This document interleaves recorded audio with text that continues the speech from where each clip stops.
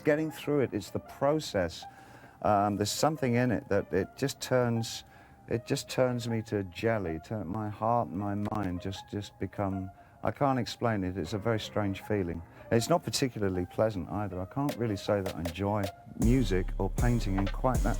I mean, it's not like sex or something. David Bowie. The name alone brings to mind one of the most innovative musicians of all time. But behind the horrible crimes and controversies that surfaced after his death in 2016 is a story that forces us to look at fame, power, and privilege in a completely different light. On January 10th, 2016, the world lost an icon. David Bowie passed away at his home in New York City, just 2 days after his 69th birthday and the release of his final album, Blackstar. He had been battling liver cancer in secret for 18 months. His death triggered a massive outpouring of grief around the world. People mourned the loss of a cultural revolutionary who had changed music forever. But his death also did something else. It opened the door for critics and biographers to look at his entire life without holding back, and what they found was deeply troubling. The focus of this new examination centered on the mid-1970s, a period when Bowie was at the peak of his artistic power, but also at his lowest point personally. This era, roughly 1974 through 1976, was marked by two major crises that were connected in disturbing ways. First, there were serious allegations of sexual misconduct involving underage girls. Second, Bowie descended into severe drug addiction and what experts describe as genuine cocaine psychosis. These weren't separate problems. They were both enabled by the same thing, the culture of impunity that surrounded rock stars in the 1970s. To understand what happened to Bowie, you have to understand the world he lived in. The 1960s and 1970s created a culture built around sex, drugs, and rock and roll. This wasn't just a saying. It was a lifestyle that glorified excessive behavior. Rock stars became like gods. They were untouchable. The culture celebrated them so much that it protected them from consequences that normal people would face. Relationships with minors were often excused as just part of the rock star lifestyle. The system itself was the problem, not just individual actions. Despite serious allegations against figures like Bowie, they went for the youngest they could get and faced no repercussions until now, 45 years later. The sexual revolution of the late 1960s and early 1970s created a strange contradiction. While it was supposed to promote personal freedom and sexual liberation, it also gave powerful men an excuse to exploit that freedom for their own benefit. Even decades later, we see this excuse being used. Film producer Harvey Weinstein tried to defend himself by saying he came of age in the 60s and 70s, when all the rules about behavior in workplaces were different. But modern analysis rejects this excuse. Cultural differences don't erase the power imbalance between adults and children, or the responsibility that comes with being an adult in a position of power. Now, here's where things get specific with Bowie. In Los Angeles during the early 1970s, there was a subculture known as the baby groupies. These were underage girls who hung around rock clubs on the Sunset Strip. Key figures included Lori Maddox, sometimes called Lori Maddox or Lori Lightning, and her friend Sable Starr. Maddox started going to famous clubs like the Rainbow Bar and Grill, the Whiskey A Go-Go, and Rodney Bingenheimer's English Disco when she was only 13 years old. This scene made it normal for minors to have access to wealthy, adult rock stars. It created an environment where inappropriate relationships could happen without anyone stepping in to stop them. Think about that for a moment. Do you believe fame makes a person truly untouchable? Drop your thoughts in the comments below. And don't forget to subscribe for more content that looks behind the curtain of celebrity culture. The allegations against David Bowie center on his interactions with Lori Maddox and Sable Starr during the 1970s. These claims were brought back into the spotlight during the post-Me Too era. Maddox was born in 1958. In a 2015 interview, she described sexual relationships with Bowie, Mick Jagger, and Jimmy Page when she was underage and they were in their 20s. She stated that she lost her virginity to Bowie when she was 14 years old. She also claimed to have participated in a threesome involving Bowie and Sable Starr. Given that Maddox was 14 and Bowie was a successful adult musician in his 20s, this relationship would legally be considered statutory rape in nearly all U.S. jurisdictions at that time. Today, many view this as involving pedophilia and the abuse of a minor by a powerful, famous adult. Here's the critical fact. David Bowie was never indicted for a crime regarding these activities. This absence of legal consequences shows the protective shield that celebrity status provided. The groupie lifestyle was portrayed as something both sides wanted. Combined with the rock star's untouchable status, this meant there were quote-unquote no repercussions for decades. The failure to prosecute or even investigate these claims came from what experts call structural silence in the legal and social systems. Young women in the groupie subculture were marginalized. They lacked the social power, financial independence, or legal support needed to bring charges against globally famous celebrities.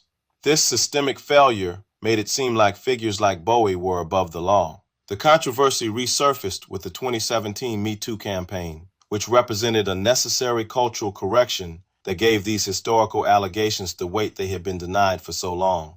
There's a debate that's important to understand here. Laurie Maddox and others like her often defended their actions by saying they felt in control of their own bodies and were making independent decisions.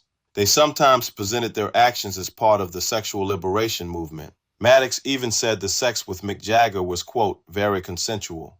But the contemporary critical view, informed by Me Too ethics, reframes this completely. This analysis says that genuine consent is linked to financial and social independence. If Bowie had immense fame, wealth, and was an adult, while Maddox was a 14-year-old with marginal status in a highly hierarchical environment, the power imbalance was so extreme that true, non-coerced consent becomes highly questionable.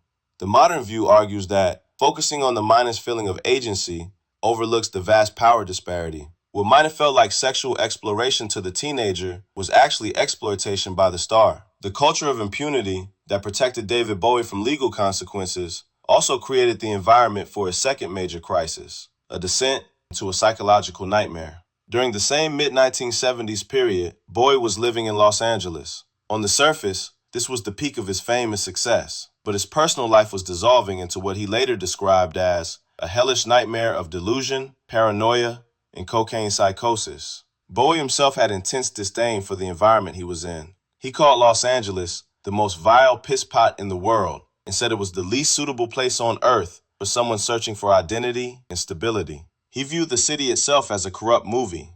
The wealthy, drug-saturated environment served as an amplifier for his self-destructive habits, removing all restraints and allowing his addiction to spiral out of control. What Bowie experienced wasn't just heavy drug use, it was genuine cocaine psychosis, a clinical condition.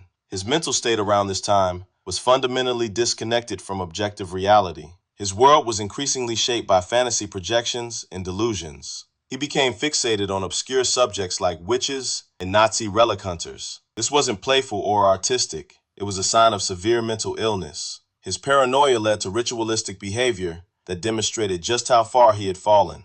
While living at his Doheny Drive home, Bowie attempted to ward off what he believed was black magic by drawing elaborate occult symbols on the walls and floors. These included the Kabbalistic Tree of Life. The intensity of his addiction compelled both these ritualistic personal actions and immediate artistic translation of his mental state. Out of this psychological collapse came the Thin White Duke persona.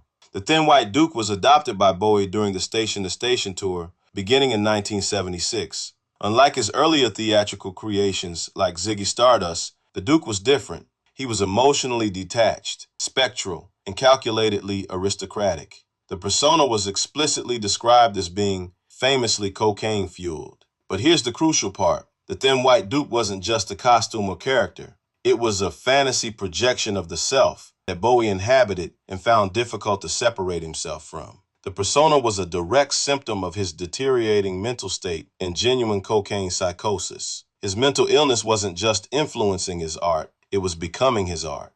The album Station to Station serves as the definitive record of this psychological collapse. The title track in particular is explicitly identified by critics as a song about cocaine psychosis. The lyrical structure reflects the fragmented, paranoid state induced by severe drug use. Under the influence of massive amounts of cocaine, Bowie's vocals became plaintive, singing lines that perfectly captured his mental state. It's too late to be grateful. It's too late to be late again. It's too late to be hateful. The European canon is here, near. This lyrical content demonstrates how completely entangled his clinical breakdown was with the thematic and visual architecture of the Thin White Duke persona. The cold European aristocracy that defined the Duke's aesthetic was a direct expression of Bowie's cocaine-induced delusions. But the Thin White Duke era became even more controversial because of the persona's political dimensions. This period saw Bowie embracing a detached, quasi-fascist aesthetic that alarmed many observers. His obsession with Nazi imagery wasn't just theoretical. On his way to Moscow, customs officials at the border town of Brest discovered books about prominent Nazi figures in his luggage, specifically Joseph Goebbels and Albert Speer. This was physical evidence of his fixation. The controversies escalated dramatically when, in Stockholm on April 26, 1976, Bowie made a shocking public statement. He said, "As I see it, I am the only alternative for the Premier of England. I believe Britain could benefit from a fascist leader. After all, fascism is really nationalism." Although Bowie quickly backpedaled from these claims, the scandal reached its peak when he returned to England. Photos circulated in tabloids that appeared to show him giving a stiff-armed Nazi salute while waving from his car at Victoria Station. While Bowie denied the salute and claimed he was caught mid-wave, and while he labeled his political remarks as nothing but theater and provocation, the critical perspective notes that these statements are not so easy to dismiss. Here's the crucial distinction. These public missteps occurred during a period of genuine cocaine psychosis, which explains how his fantasies about Nazis and occult symbolism developed. However, the diagnosis cannot serve as a complete moral defense for publicly endorsing fascism. The thin white duke persona acted as both a psychological shield and an amplifier. It allowed Bowie to express his internal political darkness and paranoia under the guise of artistic theatricality. The confluence of intense fame, drug dependence, and psychological deterioration eventually forced Bowie into a necessary escape. He couldn't continue on the path he was on. He decamped to Europe, specifically relocating to Berlin, in a deliberate move to, quote, save his life in music. This escape from the amplifying environment of Los Angeles was an essential survival strategy. It was only by leaving that he could shed the thin white duke persona and the addiction that defined it. This relocation led to the beginning of his subsequent, creatively rich Berlin trilogy period, representing an artistic rebirth after nearly destroying himself. So what do we make of all this? Two great crises in Bowie's mid-1970s life, the sexual misconduct allegations and the cocaine psychosis, were fundamentally linked. They were both products of the unfettered celebrity privilege that defined the Los Angeles music scene of that era. The same lack of accountability that protected him from legal consequences for alleged statutory rape also allowed his severe cocaine addiction to accelerate into a clinical breakdown